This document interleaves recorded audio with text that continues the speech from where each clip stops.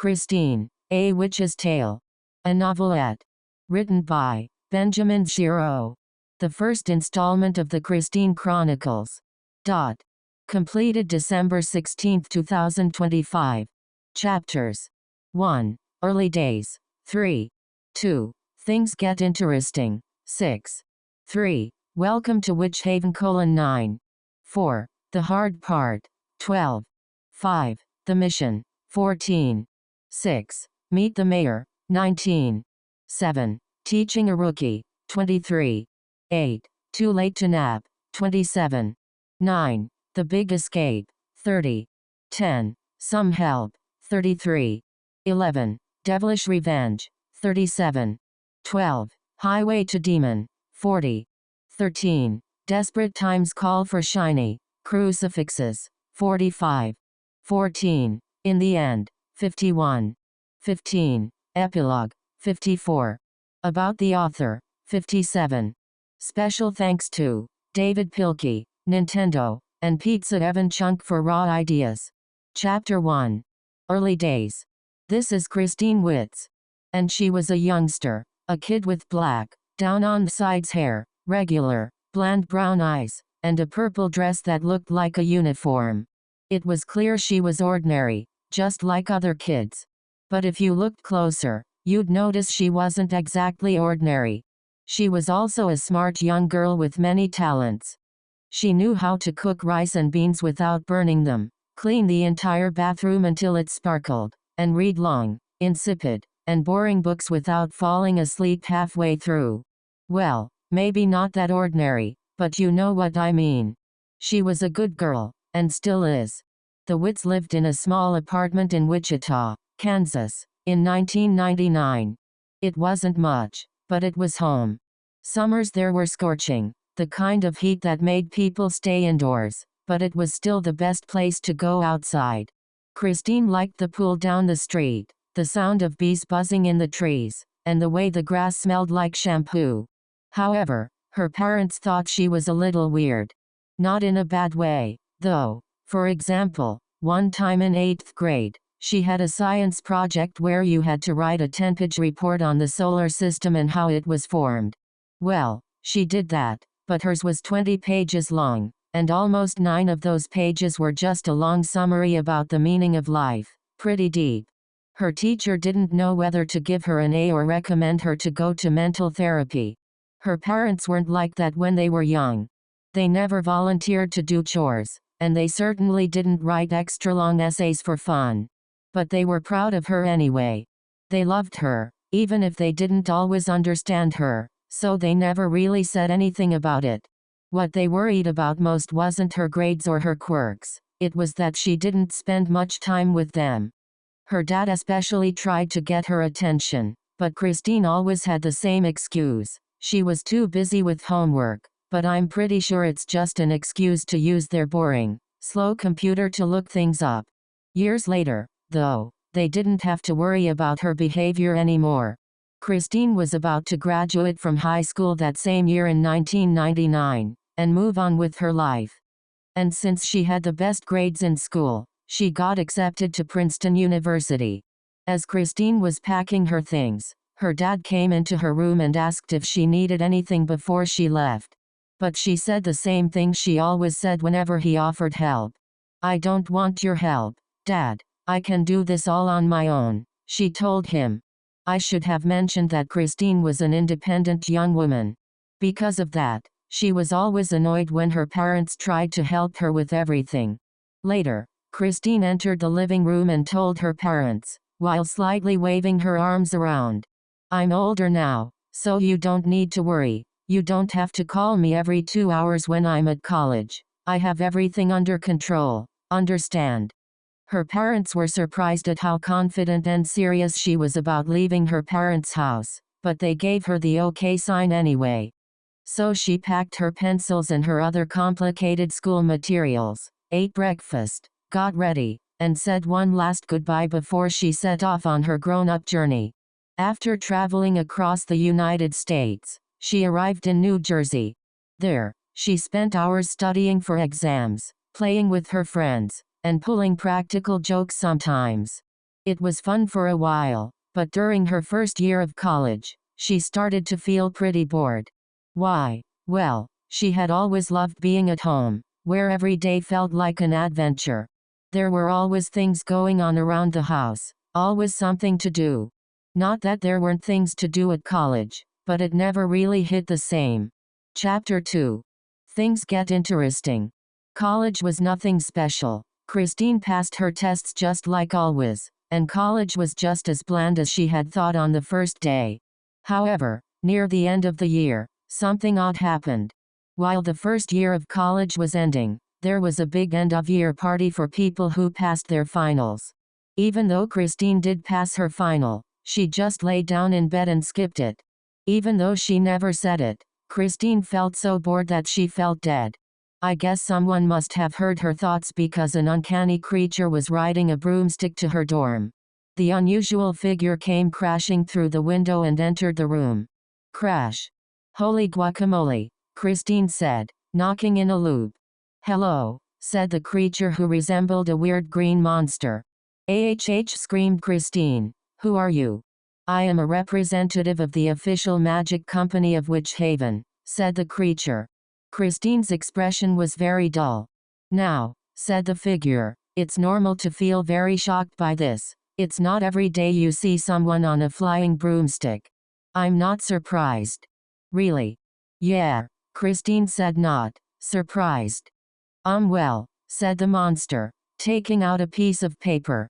He read out loud, you've been selected to be a part of our society. You will be trained to fight demons, warlocks, and stuff like that. What? Shouted Christine. That's impossible. I can show you, if you want, the figure stated. Christine started to think hard. Well, I really shouldn't leave my life behind just to go with you, but I'm bored out of my mind, so. She agreed to go, as long as no one knew about where she was going. Don't worry about that, okay, the monster assured. So, Christine got out of bed, hopped onto the broomstick, and flew into the sky. I should have mentioned that I'm kind of afraid of heights, yelled Christine. Don't be frightened, screamed the monster. I've flown this baby for over 1,000 years. People who weren't at the party started to get woken up from the ruckus. Then people began noticing something flying in the air. And it wasn't an airplane, so they started yelling, hey, it's a UFO, they're gonna abduct us all, and we're doomed. The monster sighed. Then it used a special, complicated device that removes short-term memory. And soon, everyone was very confused about what they were surprised by. Either way, they were gone in a flash. Christine, the monster, and the magical broomstick traveled outside the solar system recklessly, destroying some meteors and whooshing past space debris. Then, they soared to another solar system, minus the other planets. Only one planet, its moon, and its sun. But still in the Milky Way galaxy. Chapter 3. Welcome to Witch Haven.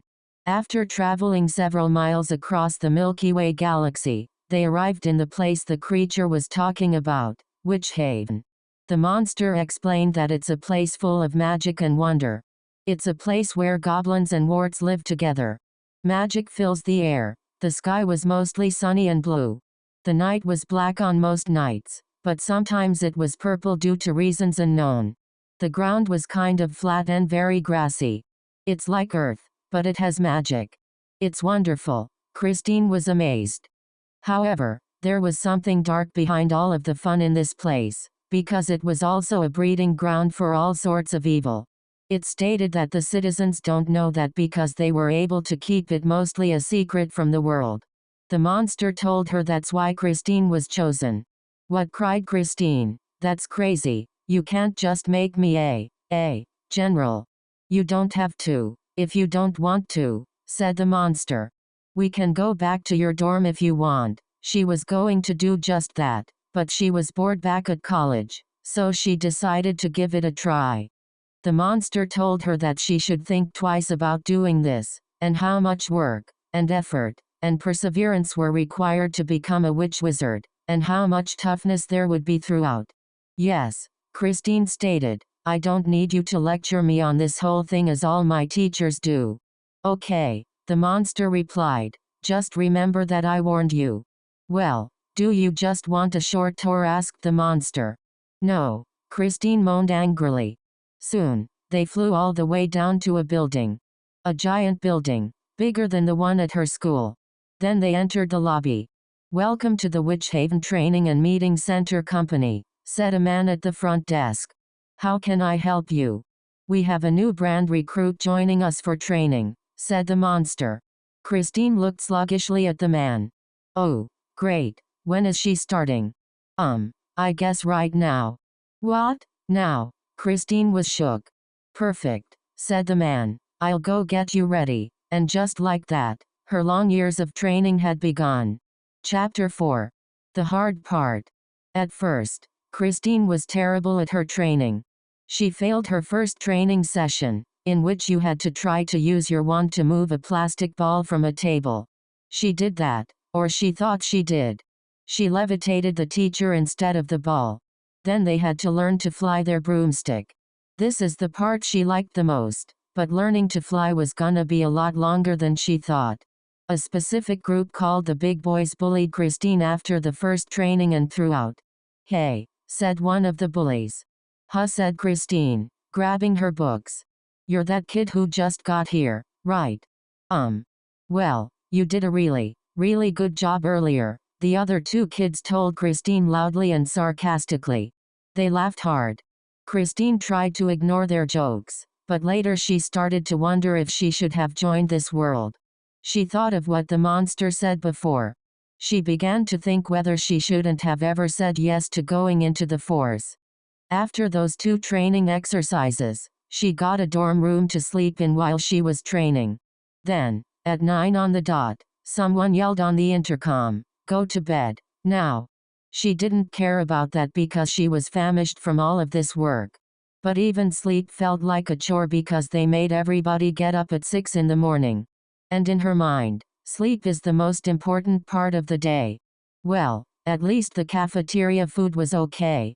Until it wasn't when she splattered some eyeballs and slugs. It tasted and smelled just as bad as you think. Yuck. All in all, that was pretty much life in her days at the Witch Haven Training and Meeting Center. She may be smart in school back in her own world, but she sucks at doing this preposterous magical labor. And thanks to that total lack of intelligence, she ensured that she had next to no friends. And on top of that, it took her 20-something years longer than most people. They only did 10. After all of the perilous hours of work, she finally got the ability to start her quest for real and to begin her first adventure.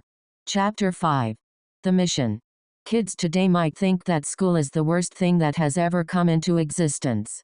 They believe that they should just stay at home to play video games and to doom scroll on popular media websites 24 hours a day. That wasn't really true for Christine all the way up until now. School was boring, but it never interfered with her life. But right now, that couldn't be any more true. After years of hard work, she finally got in. It was already August 2025, over 20 years since she started, and she started regretting going into this training and wanted to quit right away. But she realized she was the wisest of all of the witches and wizards, so she went with it, for now. After Christine received her diploma, a few days later on Friday, she got a message on her phone. "Report to Bob, at room 101, to begin your first mission." This was what she was waiting for from the start, even if training was unbearable for the most part. So, she ate a sandwich, put on a purple dress uniform she bought, and there she went, stumbling herself to the meeting room while trying not to get distracted by the other rooms they were in the facility. Like the office and worker room where all the workers, generals, witches, and wizards socialized and had their own little space to work, and a science-y room which was filled with all sorts of cool inventions, led a scientist by Professor Congivance. That was interesting. Here's the thing about the leader named Bob. He most impressed by Christine's growth. He had never seen someone who had worked from the bottom and gone all the way to the top, even if she did spend longer in training. He thought the other jobs out there were way too easy. There was one mission that needed itching. A much bigger itch. So, He decided to give Christine that job, a much bigger job than all the others. When all the workers arrived, he immediately sent some of them to fight off evil. Then he told Christine to come to his office in private and told her the mission. Now, this is important. Bob quietly and slowly told her his plan. He told her that there was an old man named Dr. Kaboom. He's known around these parts for stealing from convenience stores and plotting revenge against anyone who upsets him. He also rules a small town called Ninimus. I saw a stick of dynamite last week, in my telescope, in the middle of this town. I think it's bigger than the size of a school bus, Bob told Christine, shaking. I need you to go over there and see what's up. Christine was very excited, and a little worried, but mostly excited. I'll do it, she quickly said. And she said, wait, he shouted. I don't think you should do this all on your own. It's pretty big. I'm pretty sure I can do this right. Christine begged to differ. He assured her that it was best to have an assistant, as they could help her if she got into any trouble. Before Christine could say anything, he introduced her to one of the workers who had been working in the force for over 30 years. His nickname? Mr. Pencil, not the real one. And yes, his outfit looked like America's favorite writing utensil. He is a human, but he has a pencil outfit. He looked silly, too silly to be in this force. Christine thought the guy looked familiar. I should have mentioned that Christine, once before, had an older brother named Mike. He wasn't interested in Christine at all at birth. He was kind of mean to her, but he disappeared while the Wits were celebrating Christine's 4th birthday, and no one knows what happened to him. Her parents never told Christine anything, but they never denied it either. This man looks pretty familiar, Christine thought. Could he be her long-lost brother? No, she knew that there were a bajillion people in this universe, and there was no way that this guy was her brother. Getting back on track here, Bob knew this was her guy. The way he got to this point was a bit odd, but he sure is good, Bob said, slightly sweating and grabbing Mr. Pencil's back. I don't think Pencil Guy here will be of any use in my adventure, Christine assured.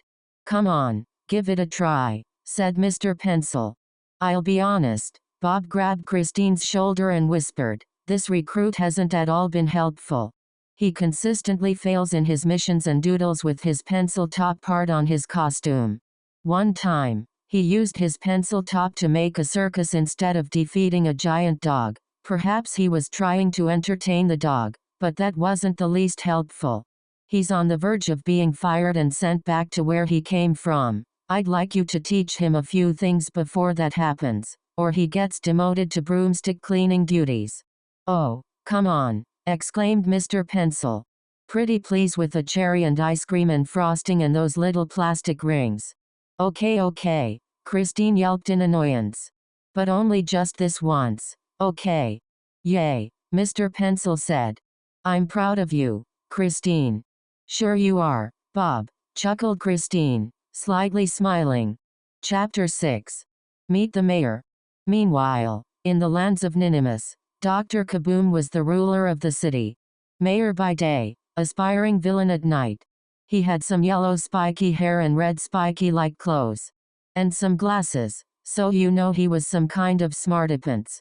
Yes, he had a real name, but I'll keep that secret for now. The streets of Ninimus smelled like cigarettes because there was a nuclear garbage plant in the city, and black clouds and smoke filled the air. But the citizens of the town were even worse. The people of this town were always mean to each other. They lied, cheated, and, worst of all, they punished people who did good. Like asking nicely for something instead of making a big scene. Dr. Kaboom enforced those strict laws on the citizens, didn't care about the environment, and the police officers were forced to punish them in these ways. It was a mostly rotten place to live, but some of the townspeople didn't seem to mind. But even that wasn't enough. He wanted to punish them for reasons that will later be explained. But anyways, 2 days prior, Dr. Kaboom had hired some servants named Happy, Mare, and Trestle. They were from another planet, but that's not too important. Kaboom was paying them to help him in any evil schemes he thought of. He tried to be nice to his servants for the past few days, but they'd always bicker, and he almost always had to be really mean to them to do what he wanted. That day, he told his servants of his plan for the little town in the town hall. "My plan is simple," he explained. "I hate taking care of this sickening town. They're all too mean and too, well, bad. So, I have made all the people of Ninimus carry a large stick of dynamite to the center of town. But it kind of looks like a rocket, leader," Meh claimed. "He's the logical one." "Well, yeah, that's the point. It's supposed to look like that to fool the others. Then," he continued, "later tonight, the dynamite will set off and blow up the whole city. Then I'll be able to start all over and control at least what was left of it." This was very disrespectful, and some people didn't deserve it. He didn't know that the reason this was happening was mainly due to himself. He made many evil and rotten rules. So if he was mad about the people and their not so good ways, he only had himself to blame. "I think that's a great idea," Happy agreed. "He always agrees to everything." "Me too," Meh agreed too. "These people need a lesson taught." "Good." Dr. Kaboom moved forward. "Now let's." Trestle interrupted. "Oh, I hate that idea," Trestle opposed, sobbing. "He is such a crybaby." Happy and Meh disagreed with Mr. Crybaby's opinion. Then they got into a big argument about Dr. Kaboom's idea. They started to disagree with each other. It got so bad that they began to regret ever being friends. "I never even liked you anyway," said Happy. "You always steal my lunch," sobbed Trestle. "Stop it, you two," Meh barked. This went on for 2 minutes. Then the leader decided that enough was enough. Hey guys," Dr. Kaboom spoke softly. "Hello," he spoke louder, then he snapped in half. "AAAHH," he screamed like a cartoon character. That got their attention. "Enough," he shouted. "That's the last straw. I've had it with you. You're all fired. And if you're not out of here in 10 seconds, I'll give you the death penalty." They were all mad at each other, especially Meh. But they knew the death penalty was serious stuff. So, they got out of the building, entered their alien-like spaceship, and flew away, slowly. Good riddance, Dr. Kaboom thought.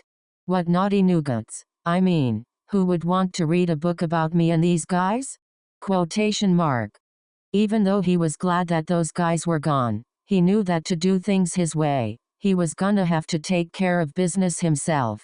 And so he began to devise the rest of his first, little evil plan. Chapter 7. Teaching a Rookie. Christine and Mr. Pencil were on the track to the city of Ninimus on foot. It was pretty fine outside. The skies were clear, the birds chirped, and the ground wasn't too wet. But the journey was long, like 20 miles long. It was going to take all day. "Can't we use the mechanical thingy you have in your bag?" questioned Mr. Pencil while walking. "Number 1, it's called a broomstick," Christine remarked. The first part she told sassily. "And number 2, I need to save the battery just in case." "Just in case," he mumbled. "From what? Exploding?" This woman is a real piece of work. He was a little angry, and he couldn't keep his words to himself. As they walked through the grass, Christine tried to teach Mr. Pencil what she had learned in training. "Okay," she said as she swirled her hair and grabbed a wand from her pocket. "First, I'll show you how to levitate things." "That sounds easy enough," Mr. Pencil said confidently. He snatched her wand out of her hand.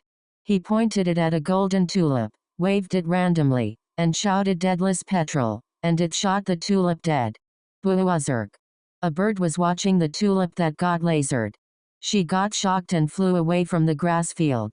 Mr. Pencil stared at the bird flying away, then looked back to Christine. Christine stared at him too and spoke harshly. "Dude, that's the spell to kill someone. Give me that." Quotation mark. "Aw, man," Mr. Pencil sighed. "I thought I had it." Christine tried to teach Mr. Pencil other spells that weren't levitating, but he either got distracted or completely messed things up. "This is why I don't do group missions," she snarled under her breath. But later, she found something he was good at. As they were nearing the home stretch, they reached a large river that was filled with purplish-blue fish with thick spiky scales, poisonous, sharp teeth. Real sharp, Enough to kill someone. They couldn't go across it because they didn't have a boat. They couldn't go around it because it was way too thick. I know you're thinking, why couldn't she use her wand? Well, guess what? It was completely out of battery after all of that teaching, and they needed to wait a while for it to recharge. Great, now what are we gonna do? Christine asked. Mr. Pencil thought. He looked at the top of his hat, then he said, I got it. Using the top of his hat, he drew a giant wooden bridge they could walk across. It took a good 50 seconds. By the time he was done making it, Christine was impressed. Why didn't you tell me you could do that before? You were so busy teaching me that I thought you wouldn't care, Mr. Pencil claimed, frowning. Besides, Bob told you that earlier. Oh yeah, Christine said. Then she apologized. It's okay, I guess. Mr. Pencil forgave. Now let's go get that evil guy before it's too late. Quotation mark. Despite his lack of knowledge of magic, maybe this weird doodle guy wouldn't be such a waste of time after all. At least this once. They had traveled for 16 miles, and it took all day, but they were almost there. It was late mid-afternoon since they had been traveling since that morning. Christine remembered that she had a portable charger in her backpack all along, so she took it out and put her wand to charge. That meant that Mr. Pencil's contribution to drawing a bridge to cross the river was worthless. But she didn't say anything. Let's rest for say, 30 minutes, recommended Christine, wiping sweat from her head. Good idea, agreed the pencil. They bet the giant dynamite in Ninimus wouldn't do anything unusual until midnight. They bet wrong. Chapter 8. Too late to nap. The treacherous duo was sleeping for a little while, but Christine forgot to set an alarm to wake them up after 30 minutes. Luckily, her phone started ringing at the 15-minute mark. Ring. The ring immediately woke her up. She realized it was dark out. Oh, luckily, it was 8:00 p.m. She picked up her phone, and there was a message that woke her completely up. Update. Dynamite is starting to shake. It's likely to blow up, and it may blow up within the next hour, maybe less. Get there soon. What's going on, Christine? Shoot, she snarled. She showed him the message. What the? Mr. Pencil was shocked, too. We still have 4 miles left, and by the time we get there, it will be chapter 10 or something, he cried. What am I saying? We won't be, Christine said as she took out her broomstick. It was fully charged since they hadn't used it yet. She got on it. Hop on. Christine pointed to the end of the stick. I don't think I can fit, Christine. Sure, you can, Christine said. It's built for up to 2, the guy at the store checked. Okay, Mr. Pencil was nervous. So Mr. Pencil got on the end of the stick, held on tightly, and they zoomed across the stars and the lights. Mr. Pencil was screaming the whole way due to the speed of the broomstick. He yelled. Stop over-exaggerating, snarled Christine. They were both blinded by these lights, but they soon saw the lights of the town. They quickly went to the ground and ran into the city guarded by a large gate, but the entrance was wide open. They got there just in time. Chapter 9. The Big Escape. Dr. Kaboom was waiting at the top of the main tower of Ninimus, making the final preparations for his plan.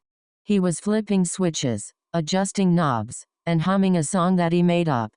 He was about to make the tower into a cool spaceship to blast off, away from the explosion.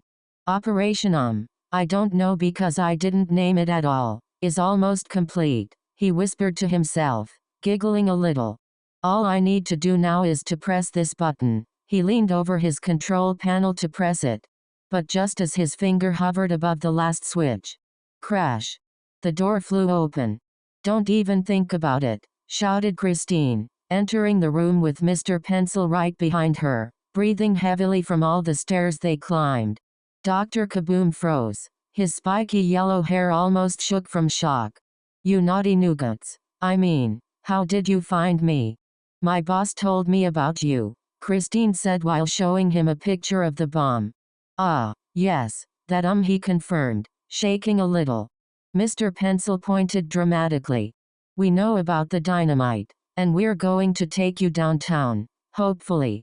Christine was about to bump Mr. Pencil on the shoulder when Dr. Kaboom smirked and said, "Well, you're too late. I have a plan for situations like this." He giggled louder. "This book is just beginning." He pressed another button on the console.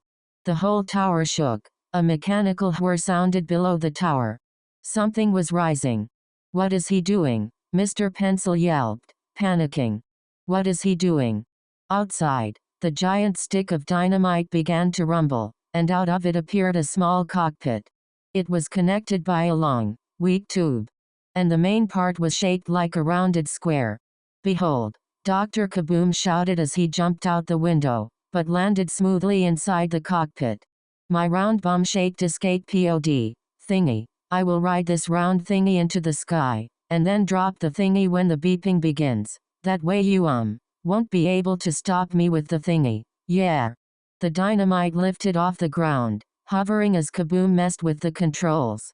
It started doing slow circles in the air. Mr. Pencil claimed, "He's just circling like a flying saucer." Christine pulled out her wand. "We'll stop him. He can't drop that thing if he doesn't know where to aim." "Good point," said Mr. Pencil. Dr. Kaboom yelled from above in his megaphone, "You can't stop me. My plan is flawless. In a few minutes, the beat will begin, and kaboom." But Christine got an idea, and she was going to need some help. Chapter 10. Some help. "I got an idea," Christine said. "Really?" questioned Mr. Pencil. "Is it any good?" "Yeah, but we will need to work fast." She tells Mr. Pencil her plan, stating every last detail. "Oh, that is a good plan." She calls Bob and asks him to bring 8 generals and tell them to meet her in the sky. 5 minutes later, Mr. Pencil drew himself a wand. Then they were on the broomstick, flying through the night sky. Christine steered carefully, flying in a wide circle around the giant floating dynamite and its cockpit. Dr. Kaboom noticed. "Ha! Trying to trap me." Dr. Kaboom barked at them in his megaphone. "I go where people will never expect." He got cocky and started to steer away from Ninimus. "See, I'm going in the opposite direction from you," he yelled. "Ha! What are you going to do now?" Then suddenly, the 8 generals from earlier started whooshing up from above and began to go in circles around the dynamite. "Really?" Dr. Kaboom laughed. "That's your genius plan? Going around in circles? That's not even the slightest of an attempt." Then they all raised their wands, and then started squirting out fire from them. The fire was so hot that it could burn 1,000 dogs in seconds. It was so hot it made the bomb start ticking faster. "Heh, nice light show," Kaboom hollered. Dr. Kaboom giggled while this was happening, but then he noticed something strange when he looked down at the timer. Detonation in 0:40, 0:38, 0:36. "Wait, what?" Dr. Kaboom yelled. "It's going faster." This wasn't the plan at all. Quotation mark. Dr. Kaboom tried to steer back to Ninimus, but it was too late. The timer was going at a speedy rate. "UHO!" he yelled again. Dr. Kaboom knew he had to get out of there. He pulled an emergency escape lever and jumped out. He dropped his megaphone as well. Christine grabbed the megaphone and yelled into it, "Everyone take cover." All the generals and Christine summoned invisible shields except for Mr. Pencil, who was with Christine in her shield. And so, kaboom! The explosion went off like fireworks, but luckily it was far enough away from Ninimus, so nobody got hurt. The people cheered boldly. "Hooray!" they cried. "Mommy," a little goblin girl asked from her home, staring down at Christine, in their balcony, in the city. She watched everything that happened. "I thought you told me magic wasn't real." "It isn't," claimed her mom reluctantly, who was sitting on a chair inside the home. "You really must be having some hallucinations." Even though she herself was reading Ashley's Magical Adventures, which is pretty much the Witch Haven version of Harry Potter, except Ashley was an actual real witch who had several adventures and had come years before Christine. But that's a useless fact. Anyways, back on the ground, our heroes were very proud, especially Mr. Pencil. Meanwhile, Dr. Kaboom was still falling down all the way down to the ground. Ah, I hate those naughty nougats. Quotation mark. He screamed as he fell into a lake with water that was freezing cold. Splash. That bird from earlier saw Dr. Kaboom's descent. She was very shocked. The bird flies away before he notices. Oh, he yelled, sitting in the small lake. He was so furious. He most certainly wanted revenge. I will get those too, he thought. Chapter 11. Devilish Revenge. Hey, Bob, spoke a green goblin on a bench near the lake, which looked like a turd. What's up? Quotation mark. I don't want to talk about it, barked Dr. Kaboom, sitting in the lake from the last chapter. Okay, sorry. I'm a failure as a bad person. Dr. Kaboom finally spoke. I couldn't even do one villain thing without some hero messing up. Well, the goblin asked, I've been a villain in the past. Do you want to hear what I think?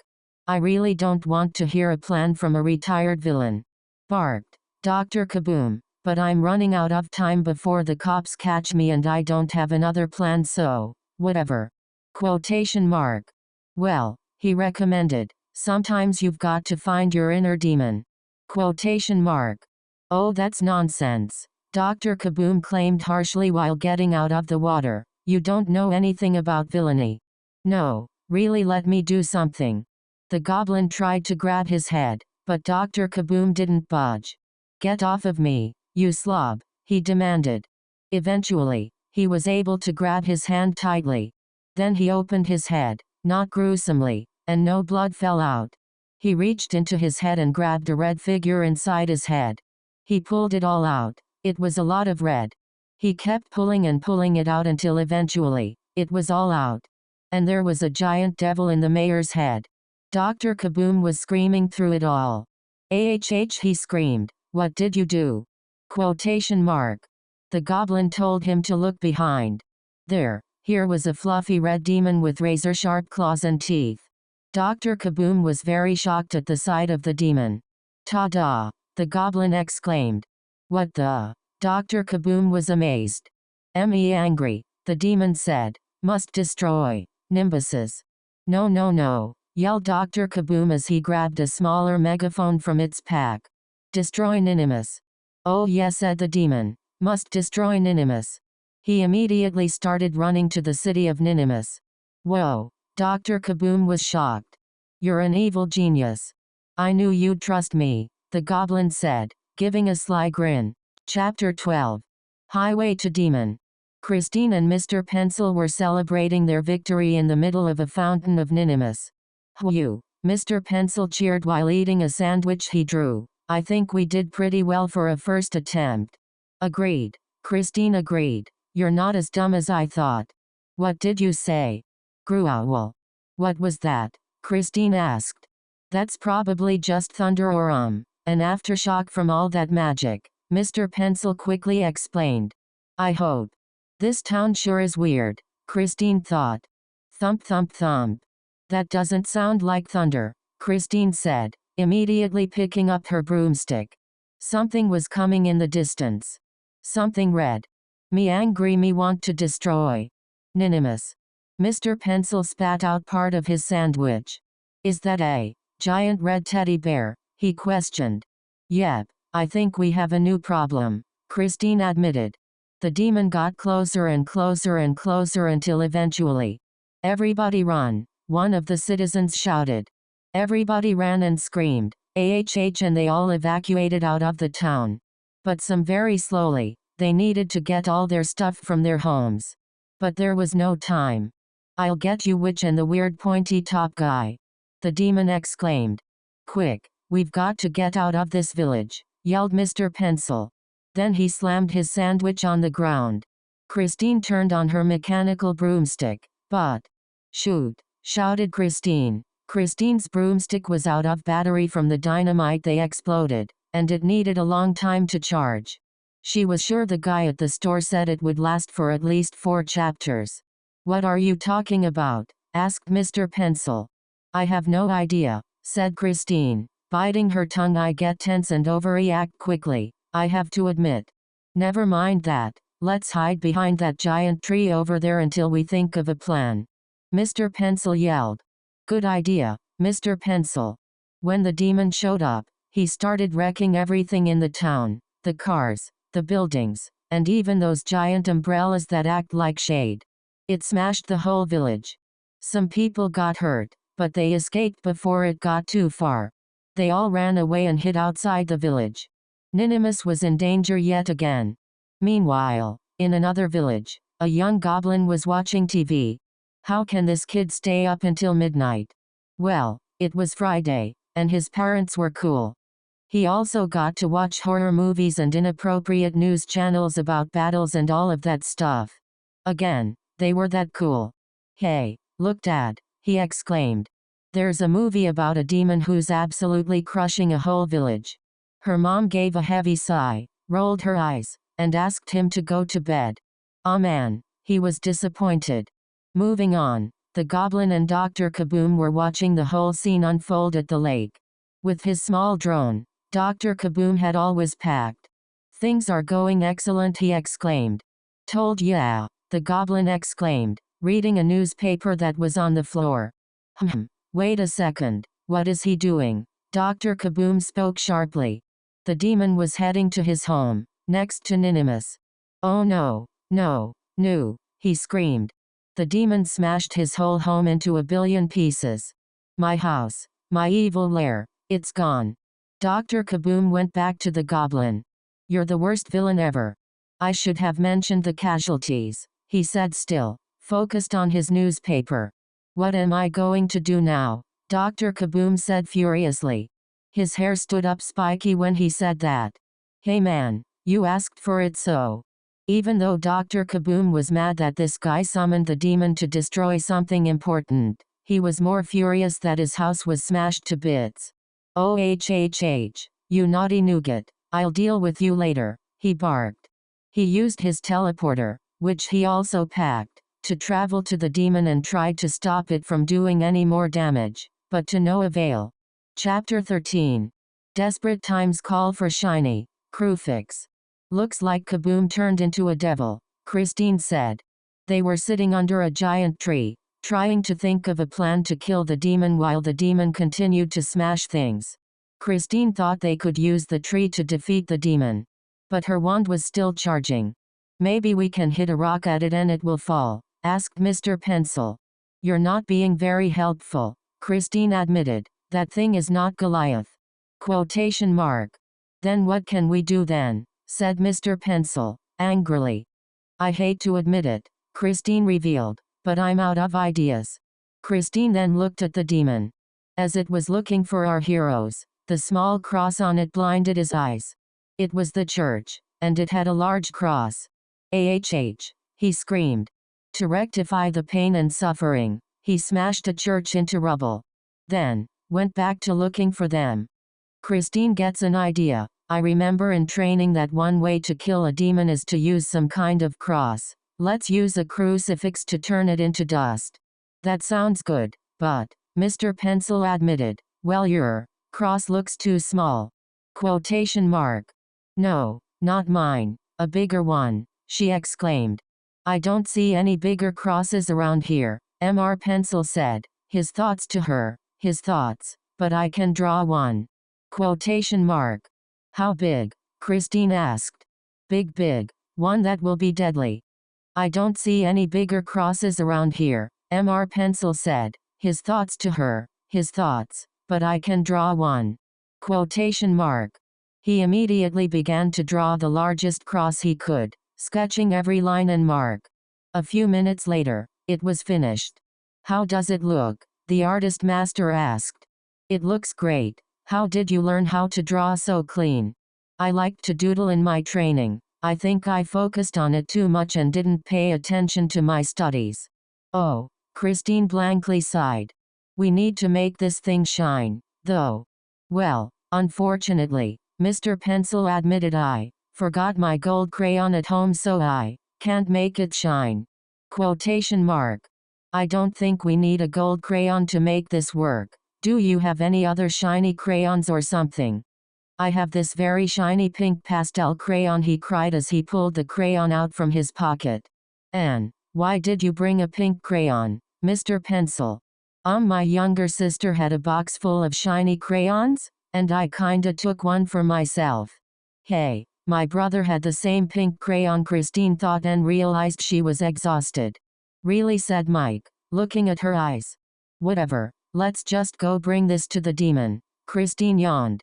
They went back into town and slowly crept into the town, trying to be as quiet as possible. Christine's wand was finally charged up, so she carried it. As soon as they were there, she grabbed the megaphone from her bag from earlier and spoke into it. Hello, demon. AHHAA, the demon cried. You too. Yes, Mr. Pencil said, and we got you a surprise. Quotation mark. Really? Christine said. Mr. Pencil winked at her. Then she said, yep. The demon squinted. Surprises? Me love surprises. I mean, me not a fan of big surprises, but. Before he could say anything, Christine grabbed the cross and pointed it at the demon. The demon was starting to yell and fell faint. No, too shiny, it yelled. Then he fell onto the ground, let out one last AHH until. Poof. The demon was gone. Did that do it? Mr. Pencil asked. Yep, said Christine. Yeah. The citizens cheered, getting out of their hiding spots. They cheered again, even louder. Man, exclaimed Mr. Pencil, didn't I do good or what? Not bad, kid, said Christine. Not bad at all. We just saved the town with art supplies. A few minutes later, back at the lake, Dr. Kaboom got caught by the police and was being read his rights. Christine's broomstick was charged again, so they went to the lake to check on him.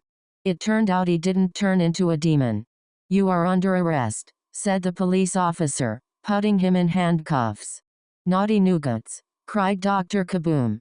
Why did you want to destroy the town in the first place? Mr. Pencil asked when she got there. It turned out that the people of Ninimus were only being mean to him, and he wanted revenge for that. Why couldn't you have had a town meeting and explained your feelings to everybody? Asked Christine. Dr. Pencil sighs. Why didn't I think of that? He was sent to prison for his trial and sentencing. Christine would later ask the citizens why they were being mean to their mayor, but they quickly said that was just a phase. Now that Dr. Kaboom was getting what he deserved, they would never be mean to him again. But Christine had a feeling that they would be back there again to tie things up. Chapter 14. In the end, the town of Ninimus was peaceful again. The grass was green, the people were fine, and that bird was no longer as terrified of life as she once was.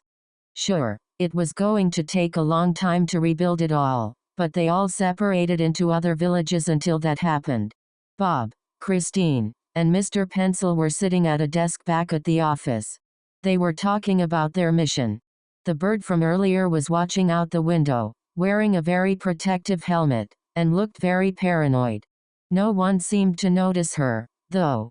So, said Bob, did you like your first mission, busting a madman and stopping a demon? I did, said Christine, but it was kind of mostly Mr. Pencil who helped me.